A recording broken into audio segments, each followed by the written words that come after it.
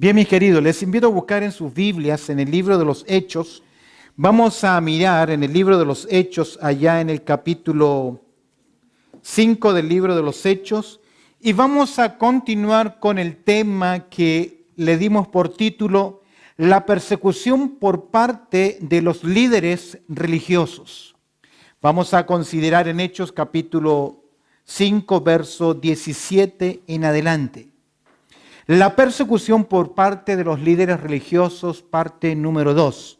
Hechos capítulo 5, verso 17 al 42. ¿Recuerdas que nuestro Señor Jesucristo anunció a sus discípulos algo interesante en ese conocido sermón de las bienaventuranzas? Allá en Mateo capítulo 5, verso 10. Bienaventurado cuando por mi causa os persigan y sufran persecución y problemas. Porque así persiguieron también a los profetas que fueron antes de vosotros. Pero cuando les persigan a ustedes, van a ser bienaventurados. Es el Señor Jesucristo que en Mateo capítulo 10 le dice a sus discípulos, va a llegar el momento en que los van a poner en el banquillo. Y van a ser confrontados y van a ser acusados y ustedes tendrán que presentar mi palabra. Pero el Espíritu Santo les dirá en la misma hora lo que debáis decir. Jesús dice, si a mí me persiguieron, a ustedes también los van a perseguir. Y tengo una pregunta para usted. ¿En algún momento de su vida cristiana, usted ha sufrido por Cristo? Ahora, no le estoy preguntando si ha sufrido porque tomó malas decisiones o actuó mal, sino que ha sufrido por causa del Evangelio. ¿O ha sufrido por presentar el Evangelio? Déjame decirte que los apóstoles acá, ellos están predicando y el poder de Dios se está moviendo grandemente. Y hemos visto que producto de esto entran en celo, verso 17. Entonces levantándose el sumo sacerdote y todos los que estaban con él, esto es la secta de los saduceos, se llenaron ¿de qué?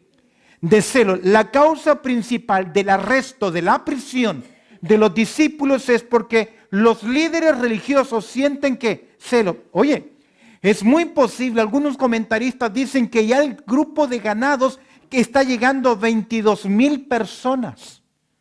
Es un grupo tremendo. Esa es la reacción, motivados ellos por espíritu de celo, dice el verso 18, y echaron mano a los apóstoles y los pusieron en la cárcel pública.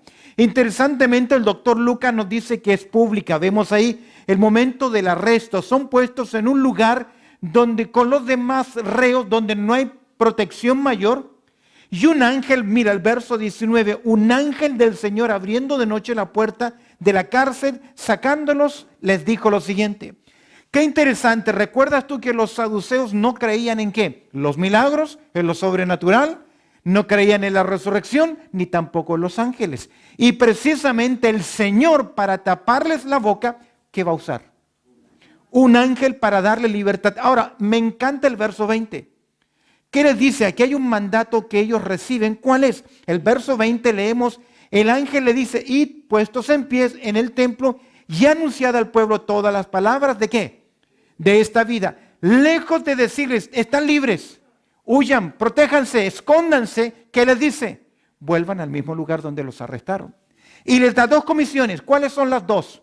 Id y ¿qué más? Y anunciar. ¿No te parece familiar? Fue lo mismo que el Señor Jesús les dijo a ellos en su resurrección y antes de ascender. Id y haced que discípulos vayan, prediquen y enseñen la palabra. Ahora, mira el concilio, ¿qué va a planificar? Verso 21. Y habiendo ido, dice, pues, verso 20, y puestos en pie en el templo anunciaban al pueblo todas las palabras de esta vida. Esta vida se refiere del cristianismo. El cristianismo no es una religión, sino que es un estilo de vida. Verso 21, y habiendo oído esto, entraron de mañana en el templo. Y verso 21, y enseñaban, entre tanto vinieron el sumo sacerdote y los que estaban con él, y los convocaron al concilio, y todos los ancianos de los hijos de Israel, y enviaron a la cárcel para que fuesen traídos. Es interesante, son liberados. Verso 21, ¿qué hacen los apóstoles? ¿Qué hacen ellos? Obediencia. Obediencia continua. No sienten temor de ser arrestados nuevamente, porque con el campeón que les libera, ¿cuál es el problema? No hay qué.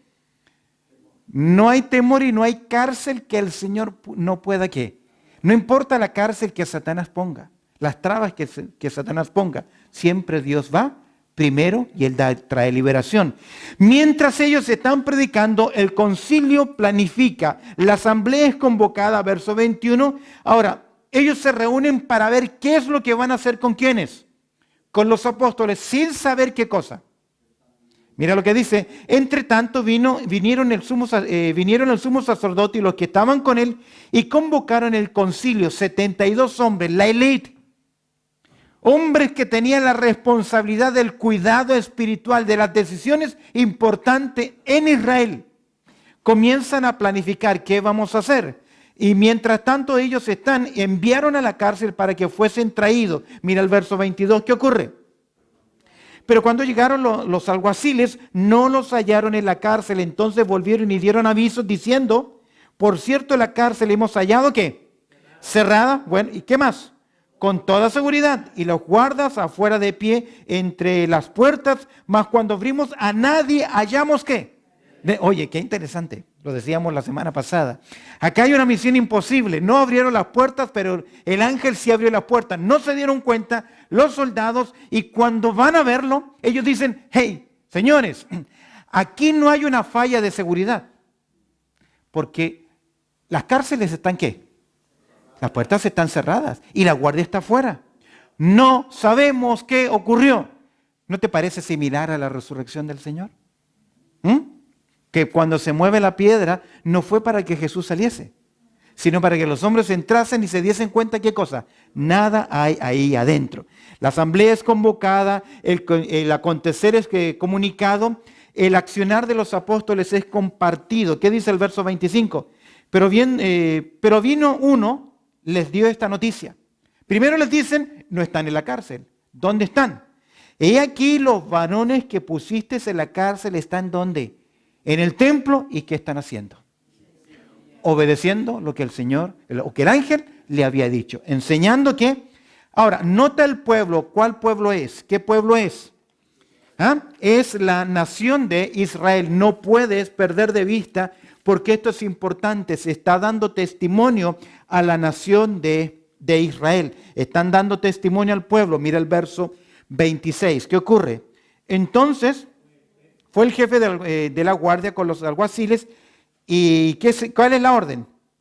Entonces fue el jefe de la guardia con los alguaciles y los trajo, y agrega algo, sin violencia. ¿Por qué? Porque temían ser apedreados por... Es que no es lógico. Es como el pueblo al ver esto tiene que haber pensado, ¿cómo es posible que arresten a estos hombres que están predicando la palabra y que estuvieron encarcelados y que Dios los sacó de ahí, insistan en qué? En volverlos a poner. El arresto es, por lo tanto, muy cauteloso. Ahora, ¿qué ocurre entonces? ¿Cuál es la acusación que hay? Dice que los trajeron. Dice el verso 27, cuando los trajeron, los presentaron en el concilio y el sumo sacerdote, ¿qué? Aquí hay un poquito de arrogancia. ¿Quiénes están presentes? Los apóstoles. Todos los apóstoles, diciendo, mira, quiero que veas el orgullo. ¿Nos mandamos estrictamente que no enseñaseis qué? ¿Logras ver la arrogancia? Oye, nosotros como autoridad les dimos una orden. La orden fue que no siguieran predicando. Y ellos dicen, ¿por qué no nos han hecho qué? Caso. Ahora, un dato interesante, cuando a la policía se le escapa un reo, ¿cómo lo buscan? ¿Con cariño, con algodón, con cuidado? ¿Cómo lo buscan? Con molestia. Y los traen a la fuerza. Estos no fueron a la fuerza. Los apóstoles dicen, necesitamos que vengan. Ellos fueron tranquilamente porque confían en que Dios, si los meten en la cárcel o lo que ocurra, Dios los va a volver a ¿qué? A liberar. Esa es una confianza que deben tener ¿quiénes? Los hijos de Dios. Ahora, aquí hay algo que me llama mucho la atención. Verso 28, no os mandamos estrictamente que no enseñasen Yo creo que la autoridad debía haberles preguntado cómo se escaparon. Si usted es un carcelero y se le escapan, si usted crió pollos y se le escapaban los pollos, usted se pregunta ¿qué? ¿Por dónde se escaparon? Es la pregunta lógica. Es que ellos no quieren ver ¿qué cosa? La mano de Dios. Ahora, dice, y ahora habéis llenado, mira qué interesante, a Jerusalén de vuestra doctrina. Qué interesante. Ustedes están predicando, imagínate, casi 22,000 personas que se han convertido. ¿Y queréis echarnos qué? Sobre nosotros la sangre de quién. Mira la forma despectiva. ¿De quién? De ese hombre. ¿Quién es ese hombre? Es el Señor Jesucristo. Logra ver que ellos los acusan de insubordinación, los acusan de enseñar falsas enseñanzas y los acusan de implicarlos ¿en qué? En un homicidio. Ahora, es la misma gente que poco tiempo atrás, casi un año atrás, habían crucificado al Señor Jesús. Ahora, miremos por un momento la confrontación. ¿Qué va a decir? ¿Qué va a decir Pedro? Es decir, son los apóstoles, pero el vocero principal es ¿quién? Pedro. Usted sabe que Pedro siempre fue el primero que habló en todo. Ahora él tiene el liderazgo principal. Mira ahora la confrontación de Pedro, verso 29. Puede seguir el estudio ahí. ¿Qué dice? ¿Qué es lo que vemos acá? Mira, en primer lugar, mira la convicción que es la clave de la motivación de ellos. ¿Qué dice Pedro? Respondiendo Pedro y los apóstoles dijeron, es necesario que obedecer a Dios antes que a los hombres. Esto es importante. ¿Será que el cristianismo enseña anarquía, que es rebelarse a la autoridad? ¿Será que el cristianismo nos enseña a no respetar las autoridades? Históricamente Roma acusó a los creyentes de esta cosa, de anarquía. Pero es el apóstol Pablo que en Romanos capítulo 13 dice que toda autoridad ha sido ¿qué? Puesta por Dios. Ahora, ¿dónde está el punto? Cuando la autoridad política, la autoridad de un hogar, de un hombre en el hogar, de un padre en el hogar, está en abierta oposición a la ética cristiana, a los valores cristianos, a lo que Dios dice, tenemos el permiso para decir que no. Yo sé que la Biblia enseña sujeción y respeto de la mujer hacia el varón, pero ella no es objeto de ser abusada, maltratada. No estamos para servidumbre. Tiene que haber de parte de los cónyuges dignidad, respeto, saber enfrentar las cosas y saber en qué momento decir que no. Es por eso que el principio y la convicción de ellos es clave. Porque nosotros, ¿a quién vamos a obedecer? ¿A quién? Ahora, ¿es cierto eso en nuestras vidas? Con la confrontación de Pedro, lo primero que Pedro dice muestra la convicción clave de su motivación. Es necesario obedecer a Dios. En segundo lugar, mira el contenido de su mensaje, de su confrontación. Él en su contenido va a culpar. ¿A quién? A los principales. Mira el verso 30, el ejecutado, verso 30. El Dios de nuestros padres. Esa frase le gustaba a los líderes, le gustaba a los judíos. El Dios de nuestros padres, el Dios de la nación de Israel, aquel que es superior, aquel que nos ha llamado, del cual nosotros somos su pueblo. Eso les gusta a los judíos oír. Usted lo verá en los discursos a través del libro de los Hechos de Pablo. Cuando Pablo les predica a los judíos y les habla en hebreo, hechos en su propia lengua, el Dios de nuestros padres captó la atención de todos los hebreos. Es como cuando usted va por la calle y escucha una conversación de alguien y en un momento dice la palabra Jesús. Usted inmediatamente se da ¿qué?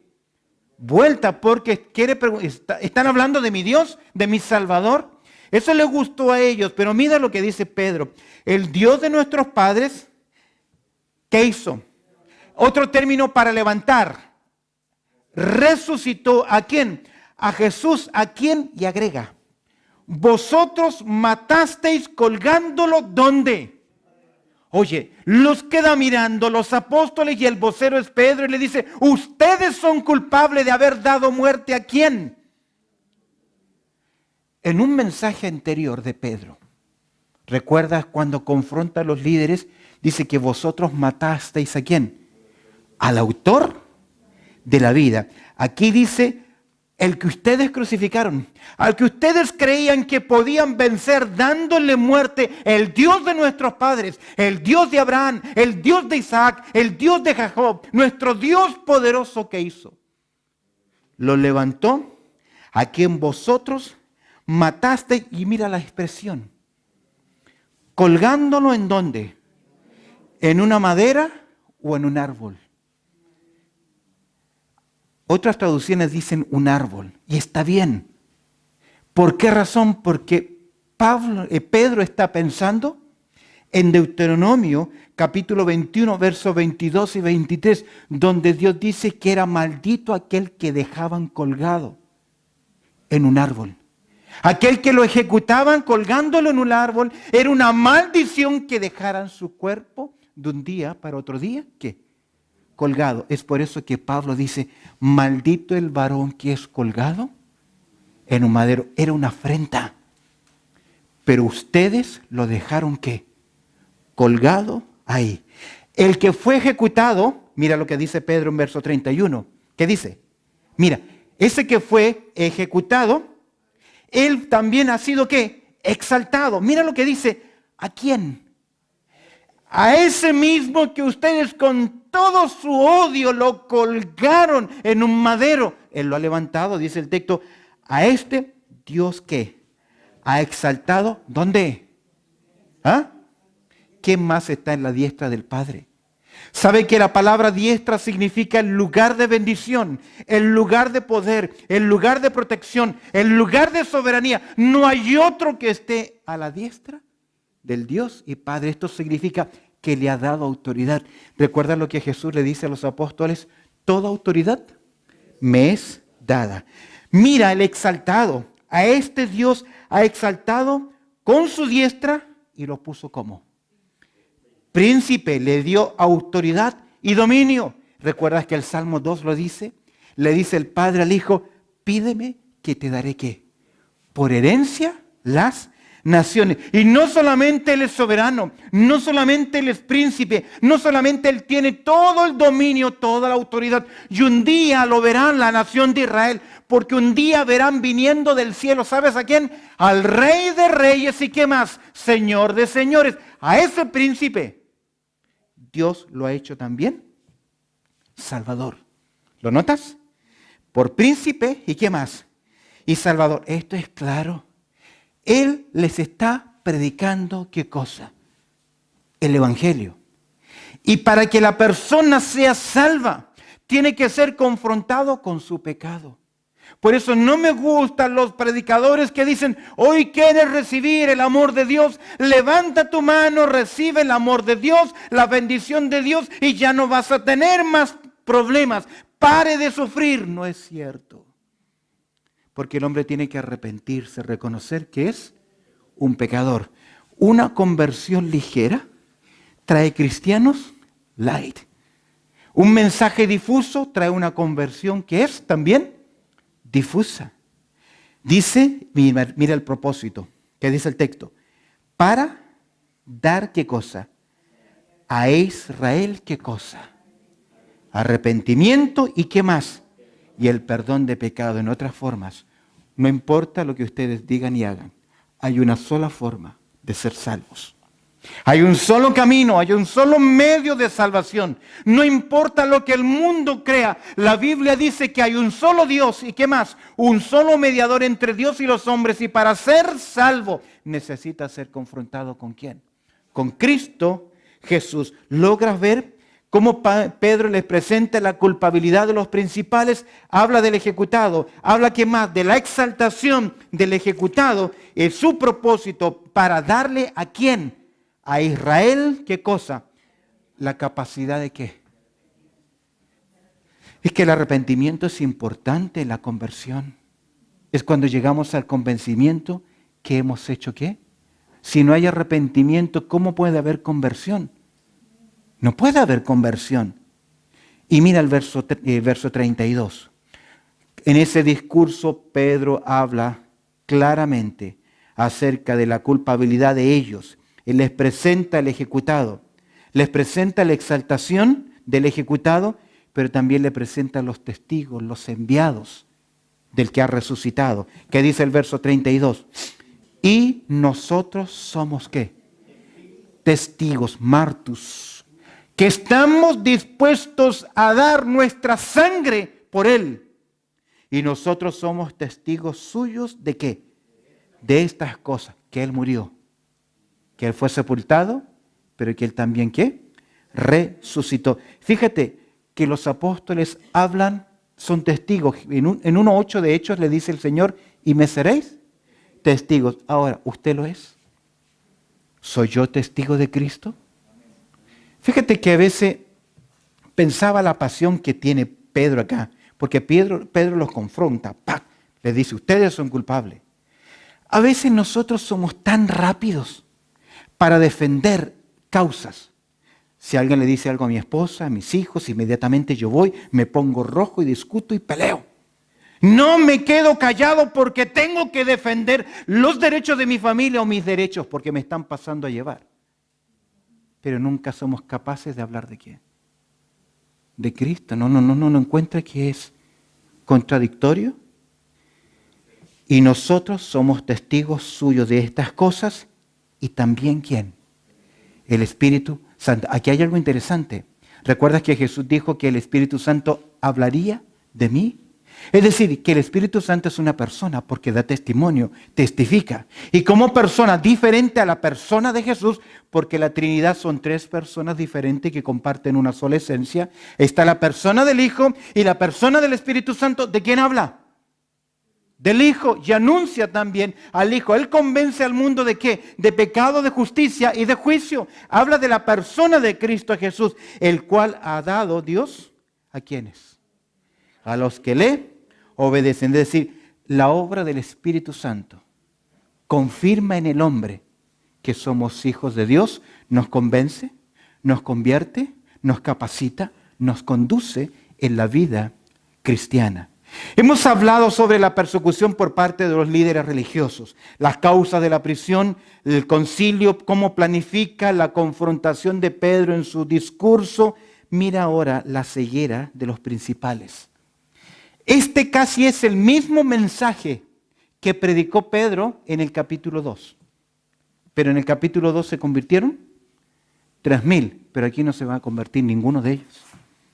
Es que nosotros no convertimos a nadie. Noé, ¿cuántos años predicó? ¿Cuántos se convirtieron con él?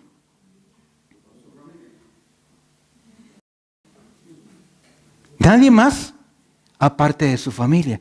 Es que usted no está llamado a convertir a la gente. Aquí estamos llamados a predicar. La conversión, los resultados son ¿quién? Del Señor. Yo luché con esto.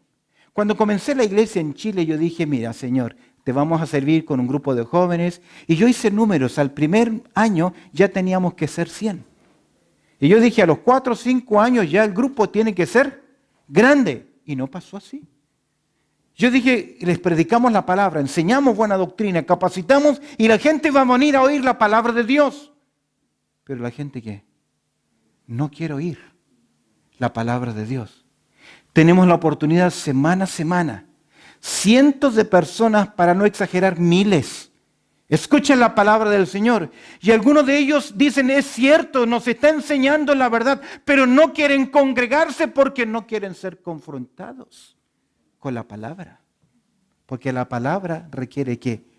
Cambio. Quiero que mires en cuarto lugar, la ceguera de los principales. ¿Qué ocurre con ellos? ¿Cuál fue la reacción de la asamblea? ¿Se arrepintieron? Dijeron, ¿qué podemos hacer para ser salvos? Mira la reacción de la asamblea, verso 33. Ellos oyendo esto se enfurecieron. La palabra enfurecerse significa ser cortado por la mitad. La idea de la palabra es ser aserrado con una sierra, como antiguamente se cortaba la madera. Escucharon el mensaje y el mensaje les cayó tan bien que los partió ¿qué? Por la mitad. Cuando Dios habla a una persona, o cambia o se endurece. Por eso creo que es peligroso escuchar la palabra de Dios. Porque si no cambias, si no respondes a ella, cada día te haces más que duro e insensible.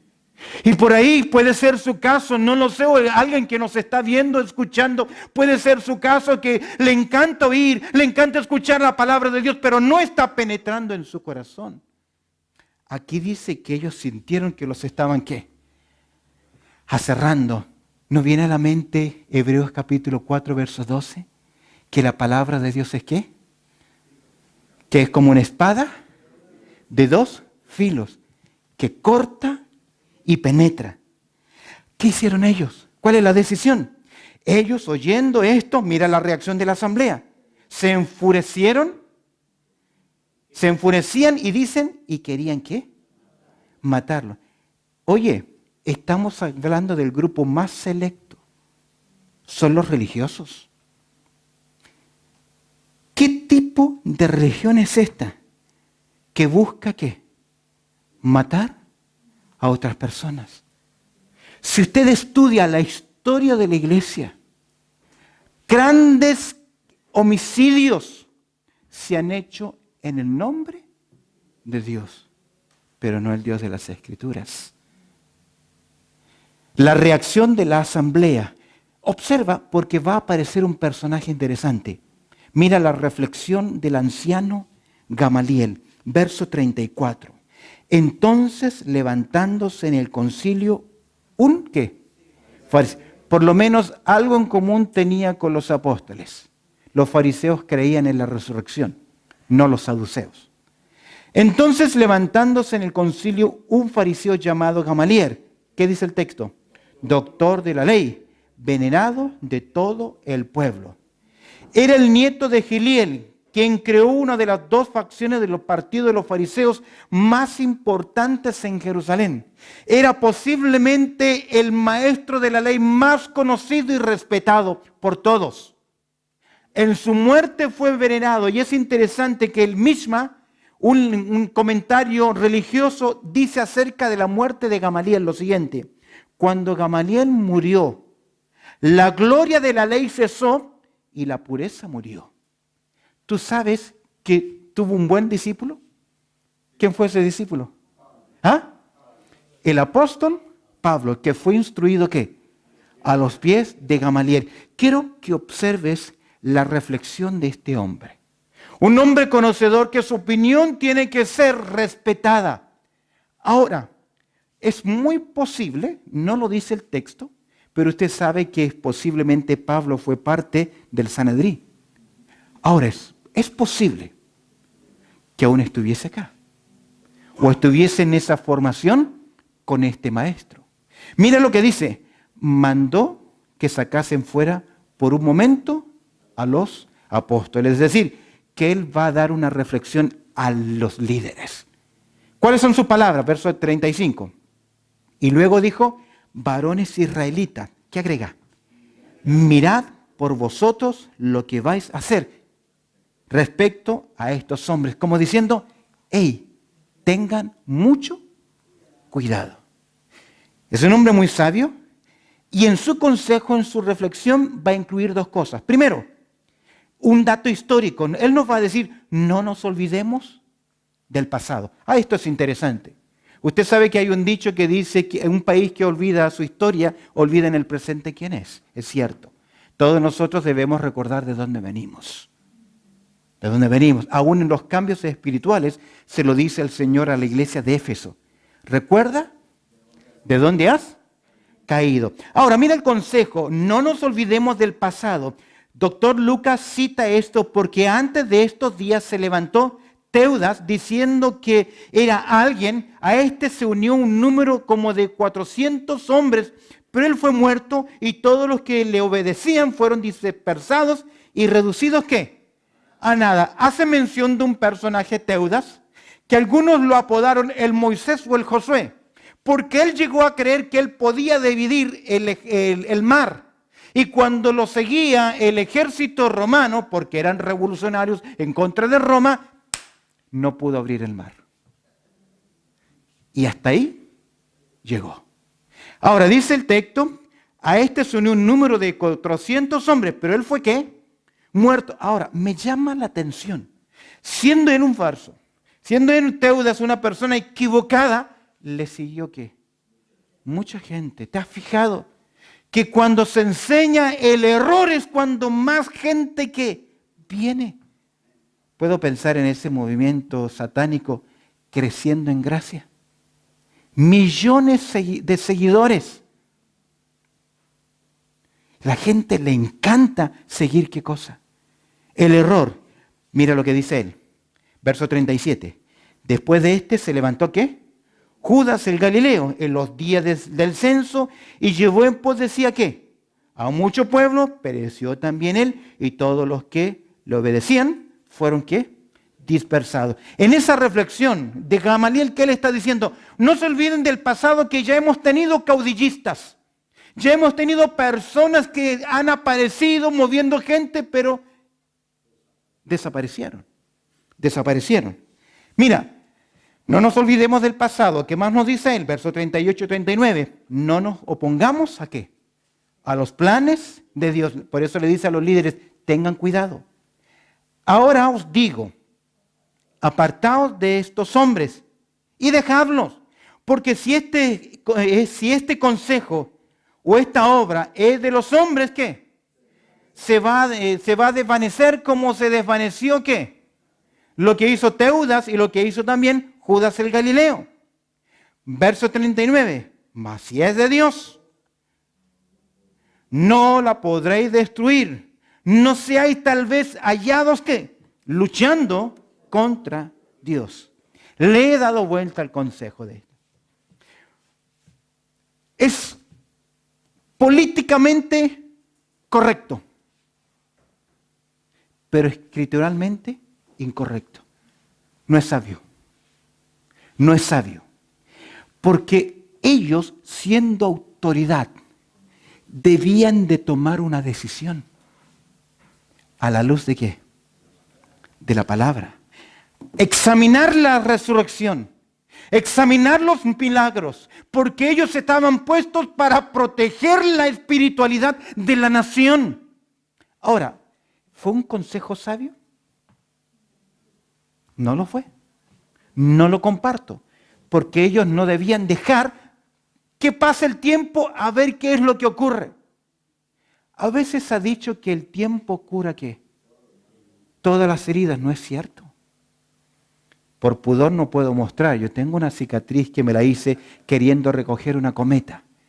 Venía y me subí arriba de una reja de metal y me enterré la punta en un costado. Un pequeño incisión en ese tiempo.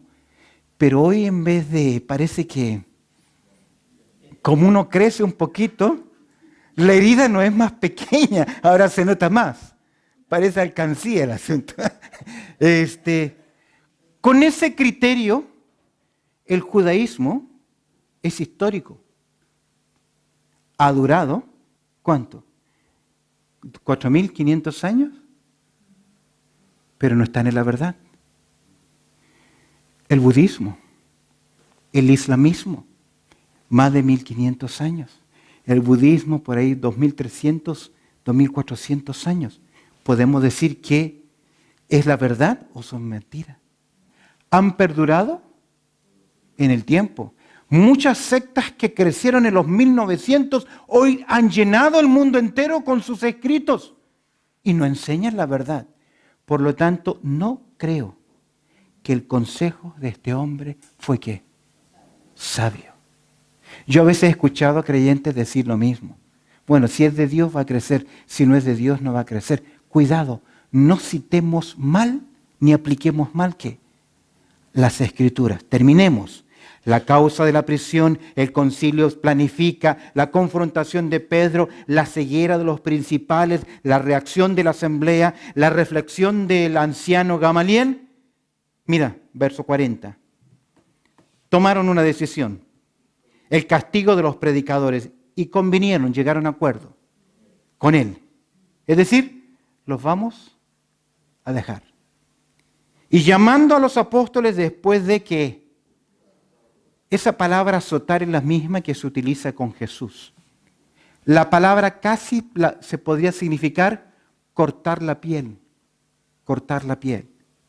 No sabemos, no le dieron 40 azotes porque era prohibido por la ley dar 40 azotes, pero sí fueron brutalmente castigados.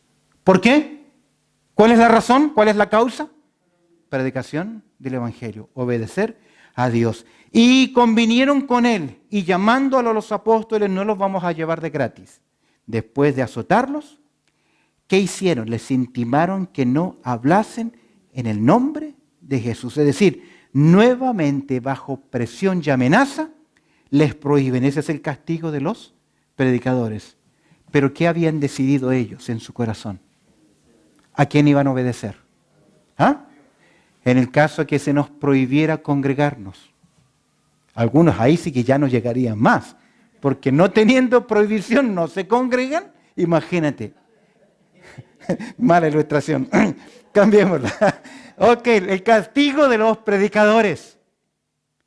Por último, versos 41 y 42, la convicción de los pregoneros. ¿Qué dice el verso 41? Y ellos salieron de la presencia del concilio. Es decir, quedan en libertad. No hay causa probatoria, no hay cómo detenerlos. Pero ¿cómo salieron? Gozosos de haber ¿qué? Sido tenidos por dignos de padecer afrenta por causa del nombre. Ellos no salieron gozosos porque el Señor envió un ángel y los liberó. Ellos no están gozosos porque un día están en la cárcel y luego están afuera. Ellos salieron gozosos porque lo que estaban sufriendo. Esa tortura que le dieron. Imagínate, todos cortados, sangrientos, moreteados, apenas podían moverse, apenas podían caminar, pero por fuera la carne con dolor, pero por dentro estaban ¿qué? Llenos de gozo. ¿Por qué? Porque lo habían hecho sirviendo a su Señor. ¿Qué ha sufrido usted por Cristo? Pablo dice, llevo en mi cuerpo las marcas de Cristo. ¿Sabes que para algunos hombres mirar el apóstol Pablo, observarlo casi era como quitar la vista por las marcas, la desfiguración que ese hombre tenía en su cuerpo? ¿Recuerdas que un día lo apedrearon? Yo tengo una apedreada en mi frente, una buena cicatriz, una sola. Pero a Pablo en Listra lo dieron ¿qué?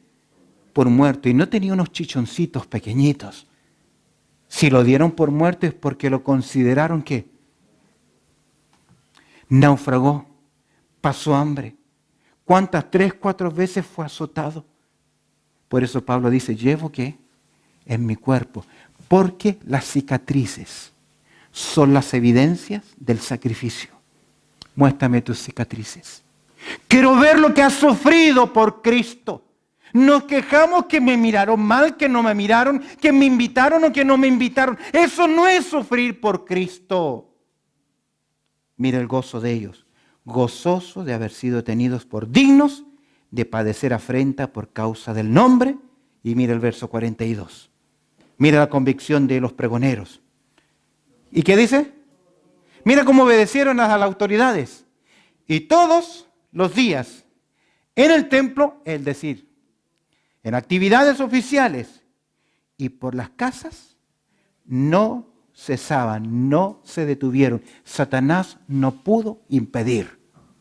Usó el problema interno, Ananías y Zafira, hipocresía. Utilizó el problema político, la persecución, pero no pudo impedir que la iglesia avanzase. ¿Por qué? Porque las puertas del infierno, ¿qué? No prevalecerán. Y todos los días en el templo y por las casas no cesaban de qué. Dos cosas.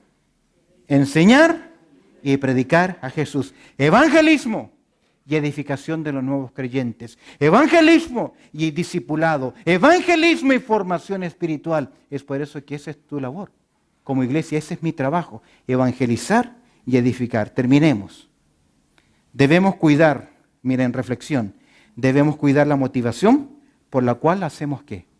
Las cosas. Los líderes la hicieron por celo. Debemos entender que Satanás quiere y querrá siempre ¿qué? Detener la obra de Dios. Debemos predicar la palabra a pesar de la oposición y debemos gozarnos cuando enfrentemos oposición.